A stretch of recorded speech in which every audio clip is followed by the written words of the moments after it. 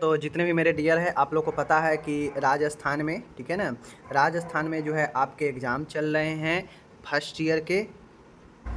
राजस्थान में first year के exam चल रहे हैं, तो मैं 1 और 2 जो है पेपर का सॉल्यूशन कर चुका हूँ, रिव्यू कर चुका हूँ, कैसा रहा है, क्या रहा है।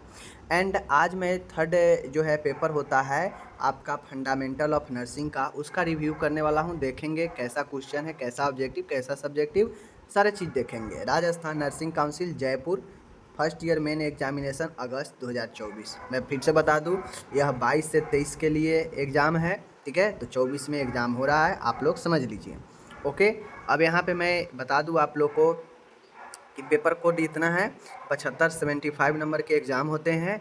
सबसे पहले जो ऑब्जेक्टिव से अपना 3 पूछा जाता है, कह रहा है the term of halitosis. Halitosis का अर्थ क्या होता है, तो मैं आपको कितना बार पढ़ा चुका हूँ। हेलिटोसिस का मतलब होता है कि सांस का दुर्गंध, यानी जो सांस लेते हैं उसमें दुर्गंध यानी बदबू, ब्रेथ ऑडर, ठीक है, ये वाला।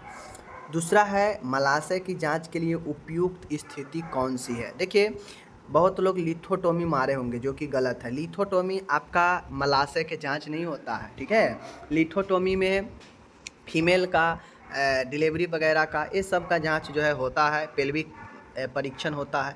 बट सिम्स पोजीशन इसका राइट होगा, सिम्स पोजीशन में सही होगा मलाशय की जांच। ओके नेक्स्ट है, तीसरा है नर्सिंग प्रक्रिया का प्रथम चरण क्या हो। आपको पता है 5 चरण होता है। प्रथम चरण जो होता है आपका आकलन असेसमेंट का होता है। बातें को समझ गए, तो ये 3 बड़ी आसान है, मैंने सब पढ़ा दिया था, ठीक है। दूसरा है, यहाँ पे देख लीजिए, कहता है माय डियर कि नाक से रक्तस्राव को क्या कहते हैं। Bleeding from knows is called epistaxis. आप लोग को मैं कितना बार पढ़ा चुका हूँ, एपिस्टैक्सिस, ठीक है, एपिस्टैक्सिस।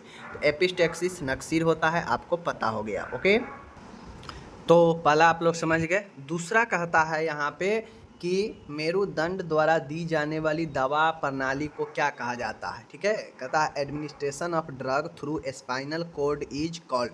तो इसे हम लोग कहते हैं इंट्राथिकल, ठीक है, इंट्राथिकल, ठीक है, इंट्राथिकल।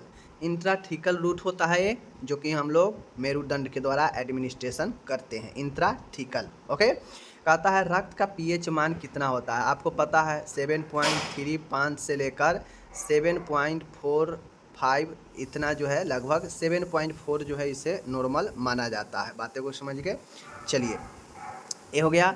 अब आता है यहाँ पे आपका रक्त का समान पीएच मान बता दिया मैंने।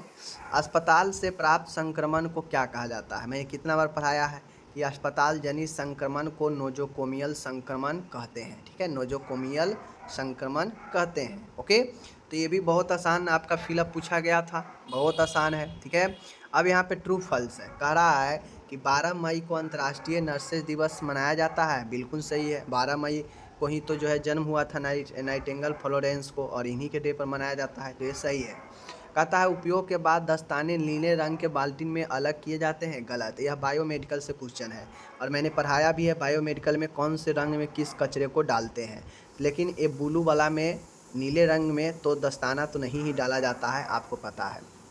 नेबुलाइजेशन भाप सांस देने की एक विधि है, बिल्कुल सही है। नेबुलाइजेशन के द्वारा हम इनहेल करवाते हैं, ऑक्सीजन हो गया या स्टीम इनहेल हो गया, ये सब सही है, ठीक है। हृदय रोग से पीड़ित को फाउलर पोजीशन दी जाती है, बिल्कुल दी जाती है। आप लोगों को पता है कि जो बेड होता है, बेड के तरफ से हम लोग सिर को उठाते हैं, ठीक है, सिर को उठाते हैं। तो ऐसे मरीजों के लिए जिनको हृदय की समस्या है, ठीक है, जिनको जो है सांस लेने में समस्या है, तो हृदय रोग से पीड़ित मरीजों को फाउलर पोजीशन दे सकते हैं। बातें को समझ रहे हैं, तो यहाँ पे सही होगा। ओके, अब हम लोग आगे चलते हैं। यहाँ पे आ गया, क्या कहता है कि गैस्ट्रिक लेवेज जो है पॉइजनिंग में। अब देखिए, गैस्ट्रिक लेवेज जो होता है यह आपके पेट को साफ करने के लिए, धोने के लिए काम में आता है, ठीक है। तो ये आपका जो पॉइजनिंग, फूड पॉइजनिंग होता है, इसमें व्यक्ति को वही किया जाता है, ठीक है। पेट से जो पदार्थ होता है उसको बाहर निकाला जाता है, तो ये आपका सही होगा, 1 के डी सही है। ओके, 1 के डी सही होगा, समझ गए। उसके बाद उल्टी, अगर किसी को बहुत ज़्यादा उल्टी होता है तो उसे हम लोग उल्टी रोधी दवाइयाँ देते हैं, एंटीमेटिक, तो 1 का 2 का ए होगा, ठीक है। बिस्तर क्रेडल, बिस्तर पालना। अब ये जो बिस्तर पालना होता है, बेड क्रेडल, इसमें हम लोग जले हुए मरीजों के ऊपर कपड़े वगैरह टच होने के लिए बचाने के लिए हम बेड क्रेडल का उपयोग करते हैं, तो इसलिए ये सही हो जाएगा। ठीक है। चौथा है ड्रेसिंग।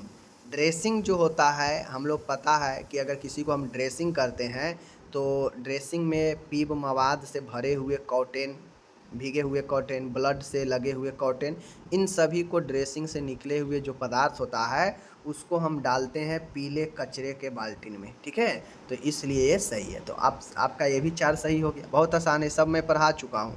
जो लोग सीरियस है उनको सब पता है, जो लोग सीरियस नहीं है कभी आकर देखते हैं, कभी रहते हैं अपना गायब, तो उनके लिए फिर ये दिक्कत की बातें हैं। समझ गए। अब इसमें से 6 में से कोई 5 का जवाब देना है। 6 नंबर का एक है, जैसे बायोमेडिकल वेस्ट मैनेजमेंट। क्या मैंने नहीं पढ़ाया है? बहुत पढ़ाए हैं। ठीक है, एनाटॉमी में भी पढ़ाए हैं, माइक्रोबायोलॉजी में, फंडामेंटल में भी पढ़ाए हैं। तो अपनी अपनी principle of blood and urine collection, क्या मैं सिद्धांत नहीं पढ़ाया है कि कैसे जो है नमूना को एकत्रित करना चाहिए, नमूना को एकत्रित करने में क्या क्या सावधानी बरतनी चाहिए, क्या नहीं पढ़ाए हैं? तो वही नमूना तो है यहाँ पे, रक्त और पेशाब की। ठीक है। उसके बाद प्राथमिक उपचार, फर्स्ट एड को करना है। समझ गए। फर्स्ट एड को जो है आपको यहाँ पे परिभाषित करना है, और इसके रूल्स, गोल्डन जो रूल है फर्स्ट एड का, वो भी लिखना है। सब पढ़ा चुके हैं। ठीक है। नेक्स्ट है बिस्तर के प्रकार और बिस्तर के सिद्धांत, बेड मेकिंग और इसके प्रिंसिपल। मैंने उसी दिन कुछ दिन पहले ही पढ़ाया है 23 से 24 में, लेकिन उससे पहले 22 से 23 का है ये, तो 22 से 23 में मैं पढ़ा ही दिया हूँ। बातें को समझ गए। दवा देने के विभिन्न तरीके के, अब ड्रग एडमिनिस्ट्रेशन आप कितने तरीके से करते हैं, मेथड ऑफ ड्रग एडमिनिस्ट्रेशन, जैसे इंसिनरेशन, इंस्टिलेशन, ठीक है, इनहेल करना, ओके। उसके बाद बहुत सारे हैं। तो ड्रग देने के अलग अलग तरीके हैं, सब पढ़ा चुके हैं हम। पार संक्रमण एवं उसके बचाव, क्रॉस इन्फेक्शन, ठीक है। तो इसमें से टोटल पढ़ा चुके हैं। अब जो लोग नहीं लिखेंगे, चले आएंगे, कहेंगे फेल हो गए, कम नंबर आ गया, ये गलती आपकी है। हाँ, मैं नहीं पढ़ाया हूँ और एग्ज़ाम में क्वेश्चन आ रहा है, वहाँ पे मेरी गलती है कि मैंने नहीं पढ़ाया। जब 100% क्वेश्चन आ रहा है, आप नहीं पास होंगे, नहीं लिखेंगे, तो ये गलती किसकी है, आप खुद सोचिए। ठीक है। अब आता है यहाँ पे long question. Okay, long question में है 3 पूछा है, लेकिन इसमें से जवाब देना है 2 ही का। 30 नंबर का है, 15-15 नंबर का। ठीक है। देखिए, अस्पताल से भर्ती एवं छुट्टी के प्रक्रिया बताना है। ठीक है। छुट्टी के प्रकार को लिखे, छुट्टी के प्रक्रिया में नर्स की क्या भूमिका है, ये सब पढ़ा चुके हैं। आप लोग देखिएगा ना, भर्ती और छुट्टी का मैंने प्रॉपर 2 वीडियो बनाया है, प्ले लिस्ट में जाकर देखिए, पता चलेगा। अस्पताल को परिभाषित कीजिए, कार्यों को लिखना है, और बुखार से पीड़ित मरीजों को नर्सिंग देखभाल लिखना है। अब जब 3rd ईयर में जाइएगा ना, तो हम आपको पढ़ाए हैं कि अचेतन मरीज के लिए नर्सिंग देखभाल, बुखार वाले मरीजों का नर्सिंग देखभाल, ठीक है, और अस्पताल के कार्य और अस्पताल को परिभाषित कीजिए, तो 23 से 24 में भी पढ़ा दिए हैं। समझ लीजिए बातें को, सारा चीज़ आपको पढ़ा हुआ मिलेगा। बस आपके ऊपर है कि आप कितना लिखते हैं, नहीं लिखते हैं। नर्सिंग को परिभाषित कीजिए, नर्सिंग क्या है, नर्सिंग एक उपमम कार्य है, ये सारे चीज़ पढ़ा चुके हैं। एक अच्छे नर्स के सारे गुण को लिख देना है, और एक व्यवसायिक, एक प्रोफेशनल नर्स के क्या जो है, प्रोफेशनल नर्स को जो है क्या जो है उसके मोरल कैरेक्टर होनी चाहिए, शिष्टाचार महत्व के बारे में पूछ रहा है, वो भी लिखना है। सारा चीज़ पढ़ा चुके हैं। ठीक है। बाकी चलिए, मिलेंगे अगले वीडियो में। आप अपना ख्याल रखिएगा और बताइए कि आप कितना अच्छे से करके आए हैं या नहीं करके आए हैं। ठीक है, ये भी ज़रूर बताइए। ओके। और जिनका एग्ज़ाम आगे है उनके लिए सब प्रैक्टिस के लिए बहुत बेहतरीन क्वेश्चन है, ज़रूर प्रैक्टिस कीजिए।